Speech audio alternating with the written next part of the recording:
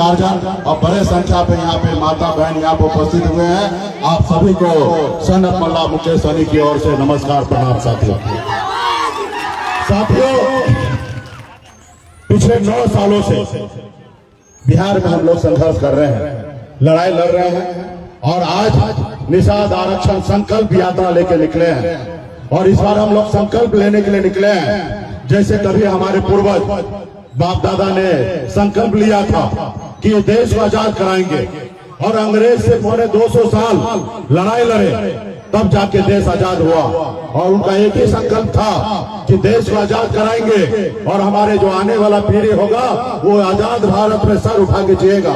और जिसके लिए लाखों निषाद पिछड़ा दलित का बेटा शहीद हुए और फिर देश आजाद हुआ। साथियों ये देश आपका है, ये देश हमारा है। इस देश पे जितने बड़े लोगों का अधिकार है उतना ही अधिकार उससे कई गुना ज्यादा आपका इस देश में अधिकार है। साथियों लेकिन देश आजाद हुआ, लेकिन आज जिनके बाप दादा अंग्रेज का गुलामी करता था, जी हजूरी करता था, आज उसका बेटा आज राजा बन के बैठा है। जिसके पूर्वज शहीद हुआ, खून पसीना बहा के लड़ाई लड़ा, आज उसका जो पीढ़ी है वो आज कहीं ना कहीं सर झुका के गुलामी की जंजीर पकड़कर गुलामी की जिंदगी को जी रहे हैं। साथियों इसके लिए हमें संघर्ष करना पड़ेगा, हमें लड़ाई लड़ना पड़ेगा। इस संसार में अगर सर उठा के जीना है, मान सम्मान अधिकार के साथ जीना है तो 2 काम कीजिए। एक काम अपने हर जरूरत को कम कीजिए, एक रोटी कम खाइए, लेकिन सबसे पहले अपने बच्चे को पढ़ा लिखा के काबिल बनाइए। जब तक आपका बच्चा, आपका समाज पढ़ेगा लिखेगा नहीं तब तक आपका समाज आगे नहीं बढ़ेगा।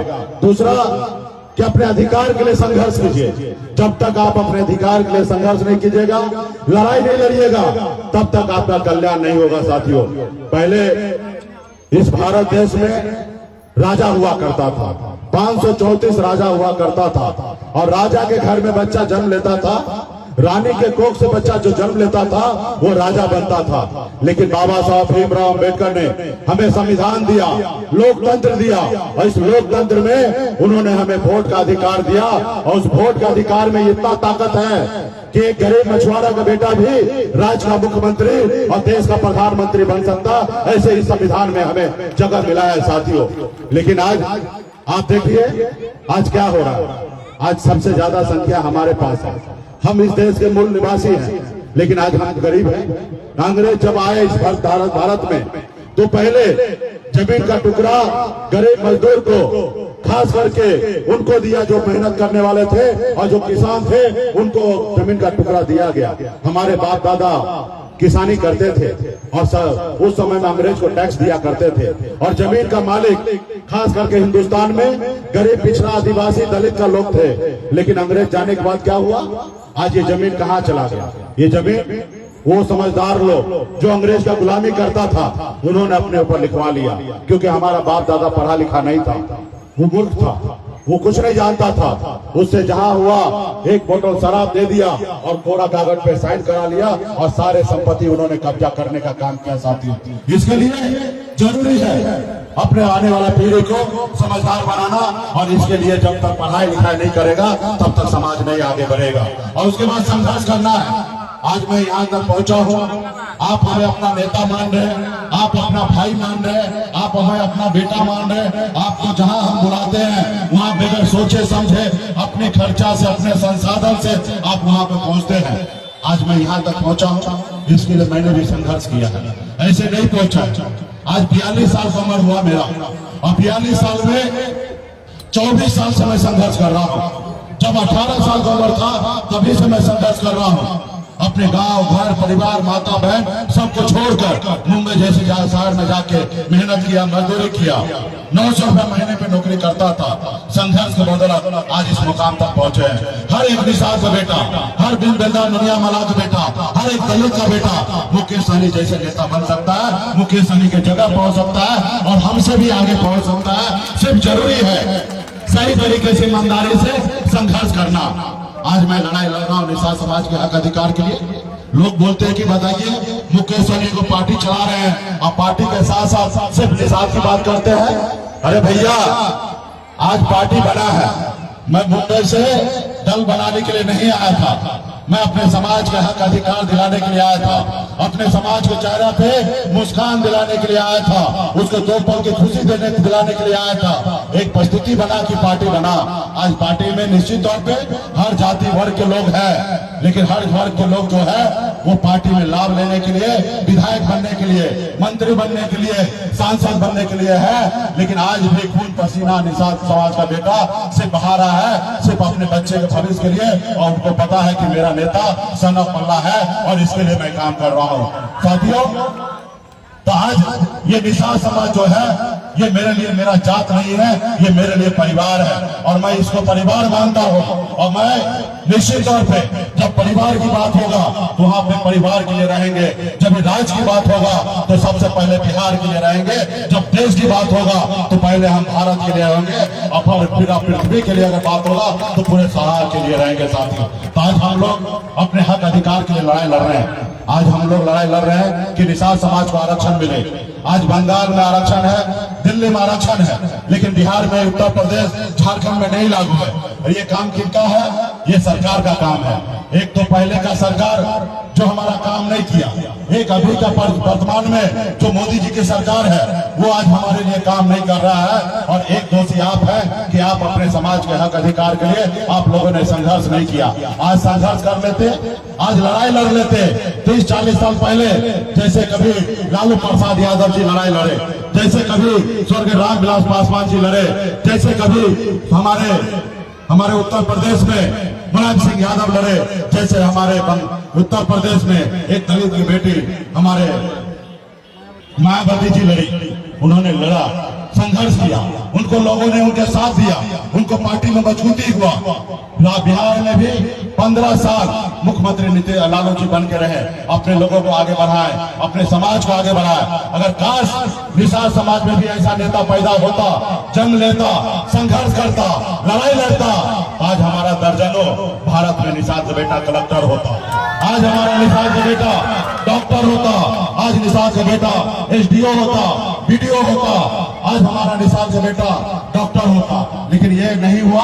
ये क्यों नहीं हुआ? क्योंकि आप और हम लोगों ने संघर्ष नहीं किया। अगर संघर्ष करते तो निश्चित तौर पे आज निषाद समाज का बेटा आगे बढ़ा रहता। तो साथियों, अब समय आ चुका है, आपको अपने समाज के लिए, अपने पार्टी के लिए, अपने लोगों के लिए संघर्ष करना पड़ेगा, पसीना बहाना पड़ेगा, जरूरी पड़े तो खून बहाना पड़ेगा। और जब बहाएंगे तो निश्चित तौर पे जैसे हमारे पूर्वज 200 सालों में देश को आजादी कराया, वैसे हम लोग भी अपने समाज को आरक्षण दिलाने का काम करेंगे।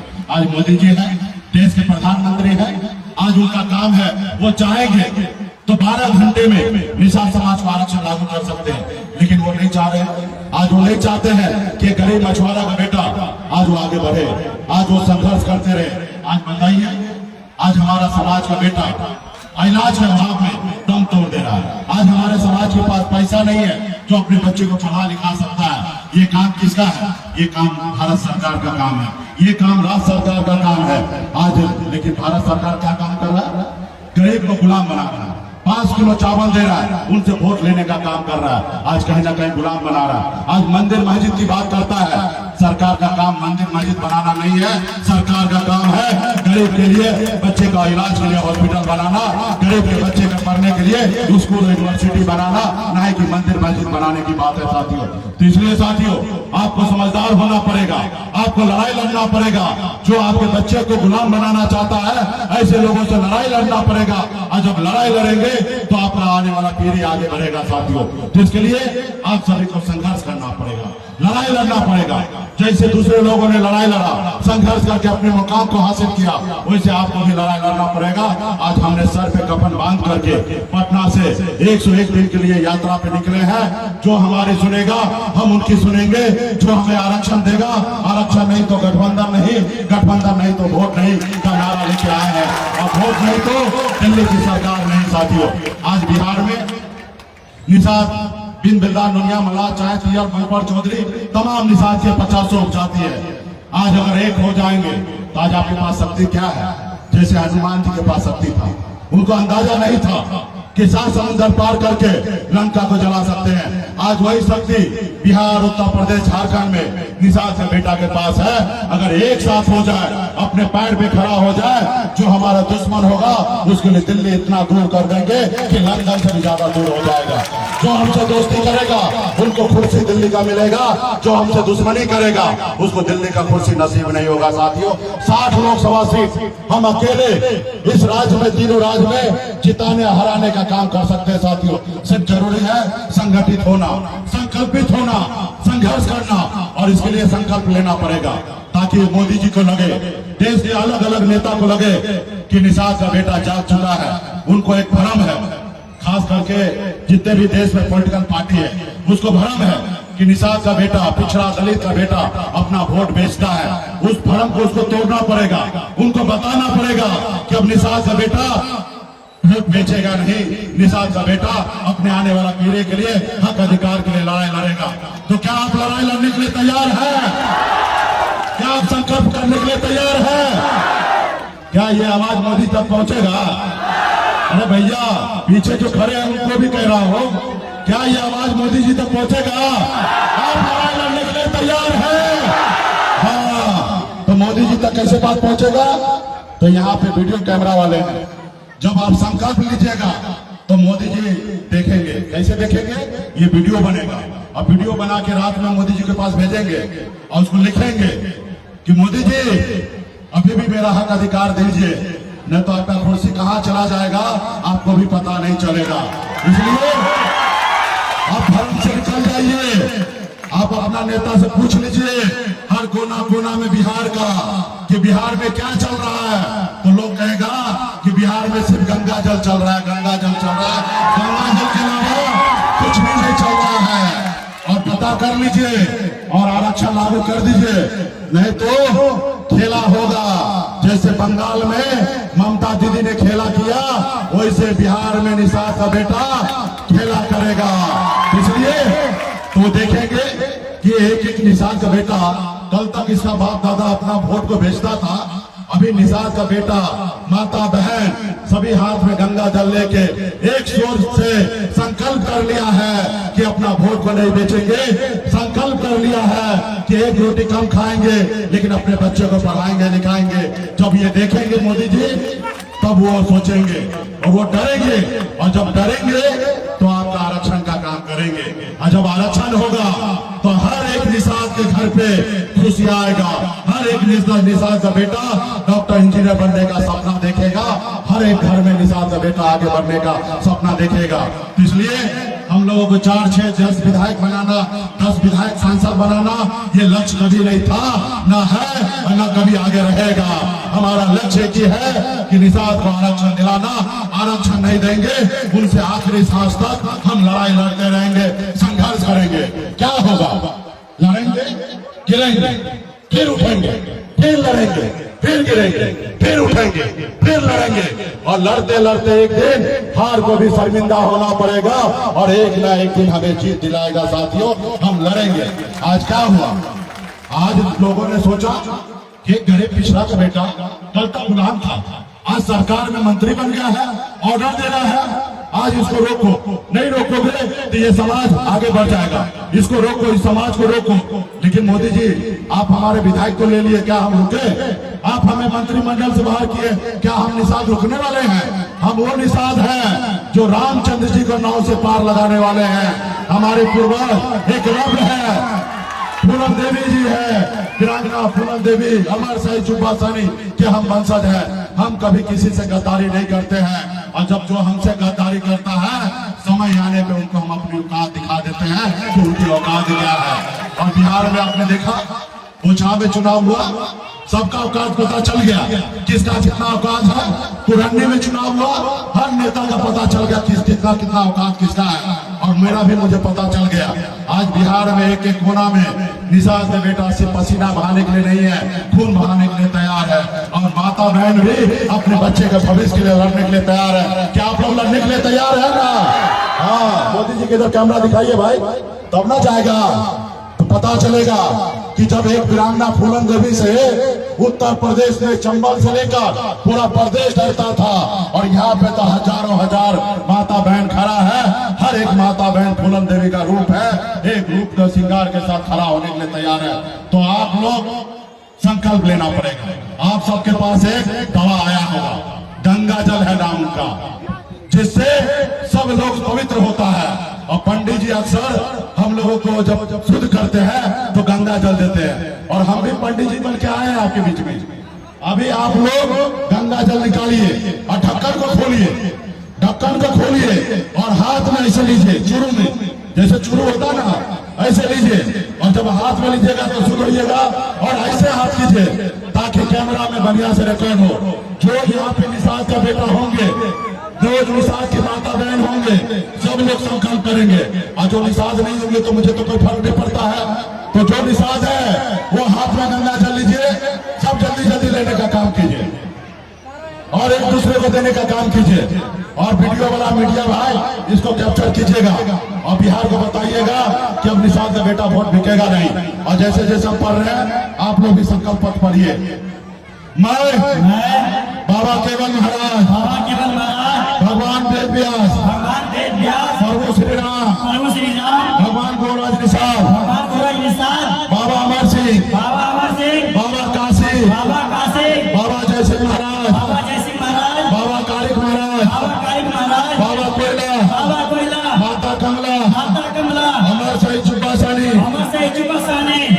फूलन देवी, और अपने पूर्वज को साक्षी मानकर हाथ में गंगा जल लेकर संकल्प करता हूँ कि अपने समाज और अपने आने वाले पीढ़ी के लिए हर परिस्थिति में संघर्ष करूंगा और अपनी विकासशील इंसान पार्टी के साथ रहूंगा। पार्टी जो निर्णय लेगी हम वो निर्णय के साथ रहेंगे। हम संकल्प लेते हैं एक रोटी कम खाएंगे, लेकिन अपने बच्चे को पढ़ाएंगे लिखाएंगे। हम संकल्प लेते हैं एक एक निषाद के घर में जाएंगे, उसको संकल्प करवाएंगे। हम संकल्प लेते हैं अपने रिश्तेदार नाते को फोन करेंगे, उसको संकल्प करवाएंगे, समाज की लड़ाई लड़ने के लिए साथ लाएंगे। जय निषाद राज, जय भीम, जय बिहार। चलिए गंगा जल से शुद्ध हो गया है। और मोदी जी रात में अगर ये वीडियो पसंद आई और वह बिहार के राजनीति और बिहारियत से सरोकार रखेनी तो सब्सक्राइब बटन दबा के चैनल के सब्सक्राइब कर ली। ओजे एगो घंटी बा, ओकरा बटन दबा देला से कुल सटीक और मारक खबर रुआ मुफ्त में मिल जाई। अगर रुआ पत्रकारिता के हमनी के नया प्रयोग में सहयोग कर चाहतानी तो ज्वाइन बटन दबा दी। पेटीएम नंबर नोट कर ली 9386816700। धन्यवाद।